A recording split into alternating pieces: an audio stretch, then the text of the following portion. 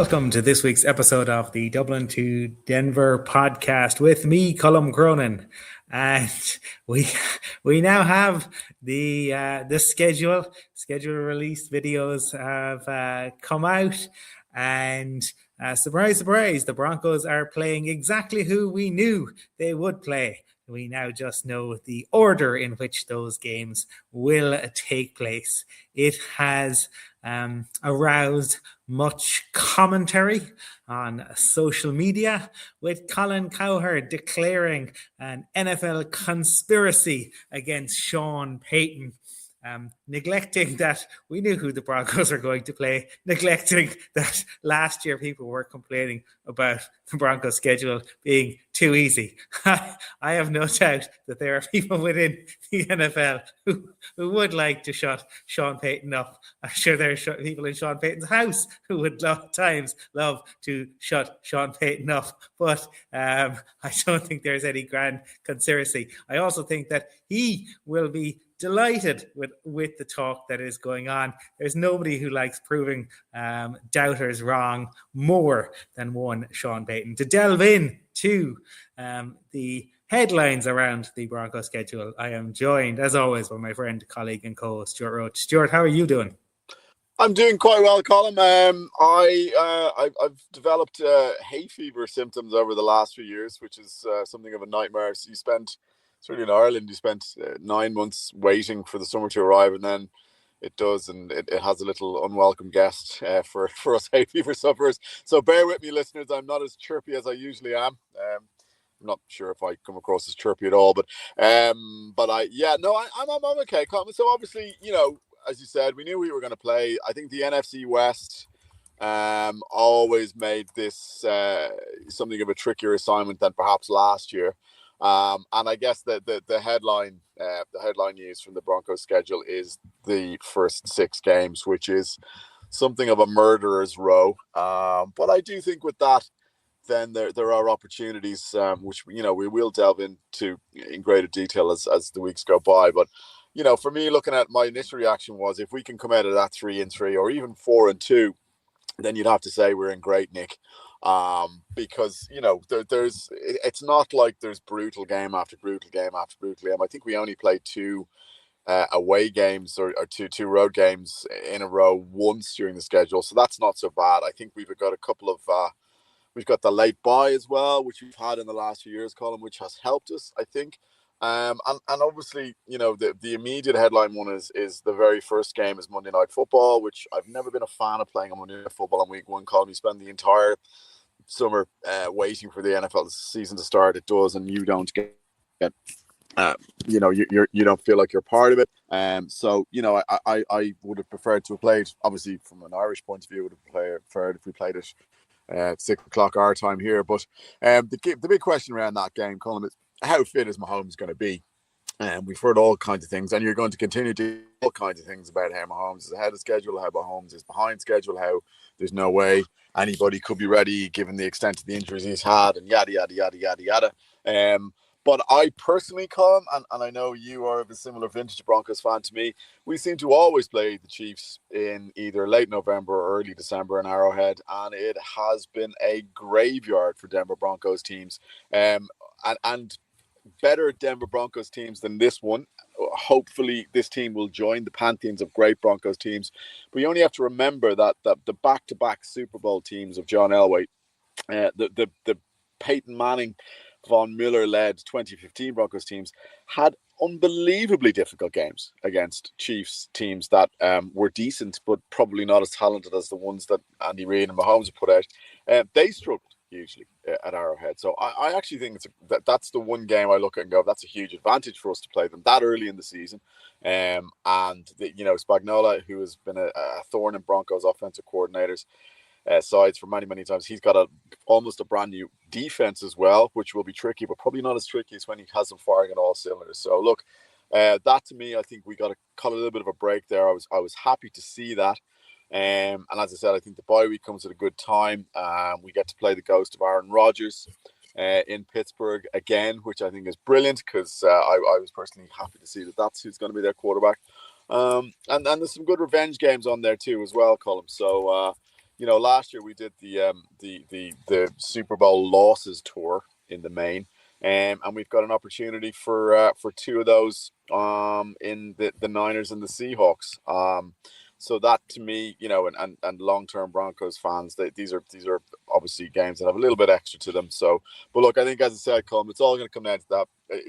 The real storyline at the moment is that first 6-game stretch. And there's no point in pretending it's anything other than extremely tough. But after that, I think it kind of evens itself out. And as you said, we knew exactly who we were going to play, so there shouldn't be a massive shock, really. I guess it's just a question of those sort of sequences. And after those first 6, I think we've done okay. Yeah, I mean, for me, when I look at it, Stuart, I think you've highlighted week 1 to get to play the Chiefs at Arrowhead in September. I think is an easier proposition than in December. Especially with Mahomes' injury. You never want to see players injured. I don't care who they are. But if there is an opportunity following an injury to play a team like Kansas City, who I think they'll be stronger. I don't think they are the Chiefs of old, but I do think they'll be stronger this season. I would rather get that out of the way, though agreed Monday night isn't ideal. The piece, there's a couple of things to it for me. And as I said, I think we're going to do a proper deep dive over the coming weeks. But as a headline, Stuart, what would worry me is that Sean Payton teams tend to start slow.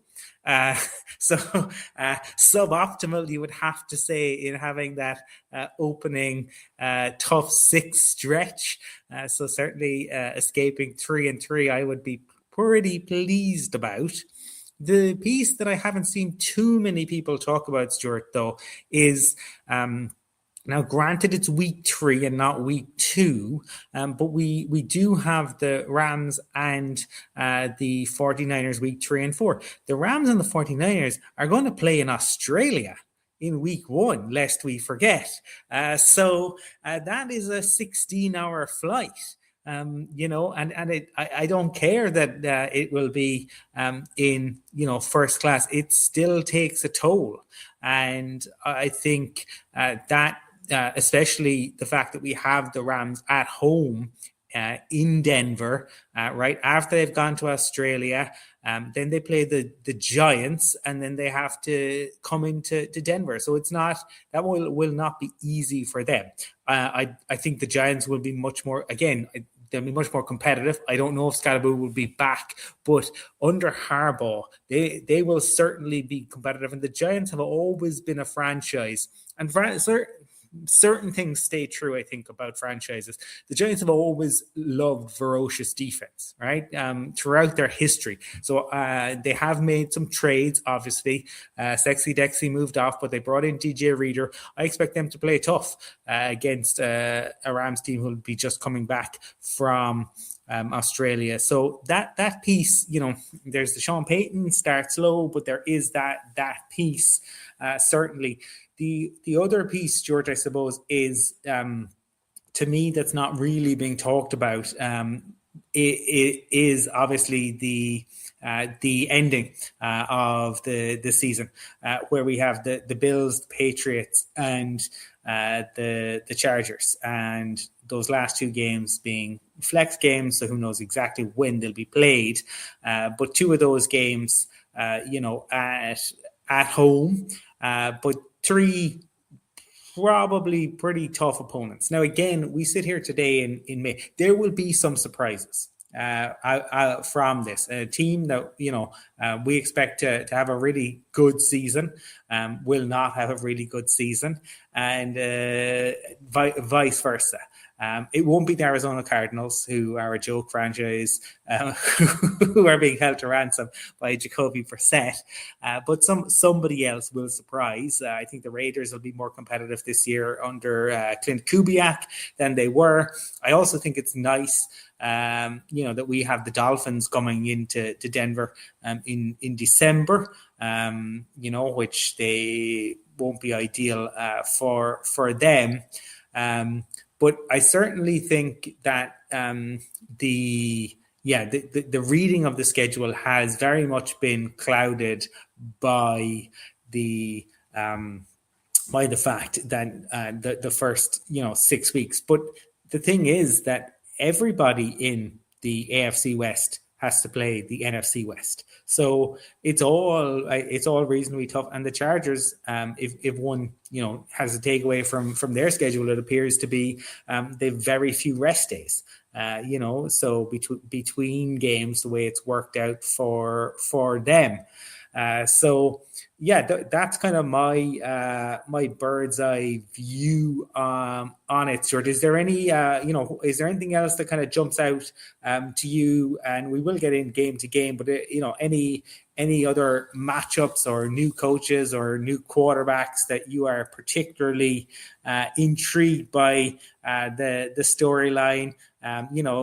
Buffalo will feel they've got a revenge game against us. We'll feel that maybe we've got a revenge game against the Patriots.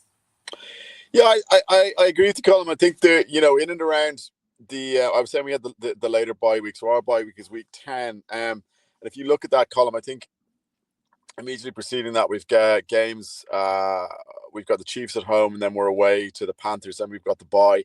Then you've got the Raiders, the Steelers, the Dolphins, the Jets, and the Raiders again. So like you would think before you get those final 3 games, which, as you said, are really, really quite tough. And Bills, Broncos could be an AFC Championship preview. Patriots, Broncos could be an AFC Championship preview again. You'd have to think that the Broncos really need to make that stretch count just before the bye week and after the bye week. So, the Panthers, Raiders twice, Dolphins, Steelers, these Jets, these are games that the Broncos really need to win. Because then you're going to give yourself a little bit of buffer going into that last week. You only have to remember last year, Colin, where the Broncos were in tremendous form going into the final stretch of the season, and yet we laid a massive egg against the Jaguars. And that can happen. It's difficult to win 7, 8, 9, 10 games in the NFL. It's very, very hard. That's why going 17-0 is virtually impossible. So, that as you said, everybody rightly, and I include myself in this, fixated upon the start. But the end is not easy either. But I do think that group of games beforehand does make the proposition of having something in the bank that little bit more achievable. The only other thing I would say is, Colin, and I know they've been sort of laughable for a long time, but I do expect the Raiders to be better. They do now have probably the best young tight end in the NFL. They probably will have one of the best young running backs in the NFL. And Mendoza is a really, really good quarterback. Now, it's going to take him some time to get used to the NFL, you'd imagine. But Mendoza reminds me a lot of Joe Burrow, Colin. And I think the days of us walloping the Raiders, going through the motions and it being a pretty straightforward game, I think they may be coming to an end. I'm not saying we're going to lose to the Raiders. That's before people sort of jump all over us. But I think they will be a better team than they have been in the past. So, look, but that said, we still should be beating them twice, certainly this year anyway, and we'll see what happens in the years to come. But yeah, I mean, I think, like as you touched on, Colin, that is a tough end to the season, and we have had problems with Harbaugh's Chargers since he came back to the NFL. I know we beat them last year, but that was because they were playing their backup Lance at quarterback, and still their defense gave us fits. So that's something that we need to rectify, Colin. We do have a habit of losing very close games to Harbaugh's Chargers, and playing them in week 5 in Los Angeles is not ideal. So look, but that has to change too at some point. And as you rightly said, I think particularly offensively in the last few years, Colin, it has taken us some time to get started. In fairness to Vance, he's had that defense fired on all cylinders right from the get-go. But the offense has taken that bit longer. There are going to be some new pieces, so teething problems should be expected, I suppose. I would still hope that it would be better. I think the additions of the likes of Coleman, Joe Lee, maybe Egan Ingram in his second season with the Broncos, obviously Jalen Waddle. You would think that the offense would be better than it was, certainly at the start of last season and even the season before that, which we put that down to Nick's being a rookie, but it did take time before we began to sort of hit the ground. So I would hope that we can look like we're sort of clicking offensively a little bit sooner this year. But let's not forget, Colin, Bo Nix's ankle injury does still loom large. We're going to have to probably take it easy with him. There's been so much stuff about Nix's ankle going back and forth that it's kind of hard to keep track of what's going on. The sensible thing would be to take it easy with Bo Nix, though. So that may also add to a certain element of rustiness going into to the new season. But yeah, look, we will see, Colin. As you said, we will dive into this in much greater detail. But there's an intriguing sort of flow to this season. You know, there's plenty of danger, but I think we've said it in the past. Like, you know, when you look at, you got to break seasons down, I think, into sections, Colin, and I think there's obviously a very tricky first section. Then you've got a slightly easier, more manageable second section, and then the third and final section is it's up and down. So, you know, there's something for everybody next year for Broncos fans, but also as well, you know, like you can see, we're on Sunday. That Rams, sorry, Colin, you know, as we've mentioned before, it gets harder for us older folk to stay up late, you know, watching games at 1:30 in the morning. But by God, that Rams Broncos Sunday night football game is deeply tempting, even at this stage, because that could very easily be a preview of the Super Bowl. And you know, they are two really, really good teams, both of whom probably feel that they should have got to the Super Bowl last year. I still have no idea how the Rams managed to give the Seahawks home field advantage when in that regular season game, which would have clinched home field advantage for them. They somehow managed to allow the Seahawks back in, which, you know, whatever about the Broncos home field advantage, Colin, as we've seen time and time again, Seahawks home field advantage in the playoffs is as close to nailed on, I think, as you're going to get. So the Rams will feel aggrieved. They also don't have a huge amount of time left with Matthew Stafford, so you would think that perhaps this is their last really good chance of winning a Super Bowl with Stafford and McVay in situ. So that could be a real marquee matchup, and I do think it really hammers home the point that the Broncos are well and truly back as one of the NFL's elite franchises now, and